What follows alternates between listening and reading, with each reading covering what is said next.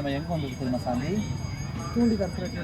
அது முழுசாக சொல்ல தெரியல சார், சொல்லுங்கள். ஆமாம், இது வந்து பார்த்தீங்கன்னா அருள்மிகு தூண்டி கருப்பு சுவாமி திருக்கோவில் வளநாடு. வளநாடு. ஆமாம், வளநாடுனா பொன்னி வளநாடு. வளநாடு. ஓ, பொன்னி வளநாடு. அதான் பொன்னி வளநாடு. ஆமாம், அங்கே வந்து தூண்டி கருப்பு சுவாமி கோயிலுக்கு தான் நம்ம வந்திருக்கோம்.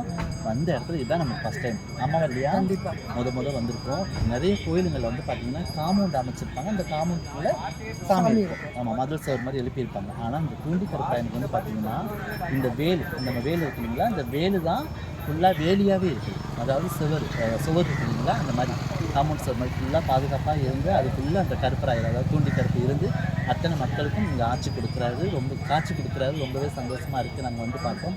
முதல்ல நம்ம வந்திருக்கோம். ஃபஸ்ட் டைம் வந்திருக்கோம். எவ்வளோ மக்கள் வேண்டுதல் வச்சு அந்த வேண்டுதல் நிறைவேறி இருந்தால் இவ்வளோ வேணுமா? இல்லைங்க, ஆமாம், ஒரு 1 லட்சம் வேல் இருக்கு இந்த இடத்துல. மேலே தான் எவ்வளோமா? 3 லட்சம் வேலுங்களாமா. கேட்டு பாருங்க, அவங்க கூட பார்த்தவங்க கரெக்டாக சொல்கிறாங்க. எண்ணிக்கை எண்ணவே முடியாது. ஆமாம், எண்ணிக்க முடியாது. அங்கே எழுதி போட்டிருக்காங்க 3 லட்சம் அப்படின்லாம் எழுதி போட்டிருக்காங்க. அதை வச்சு இப்போ எனக்கு ஒரு சந்தேகம்.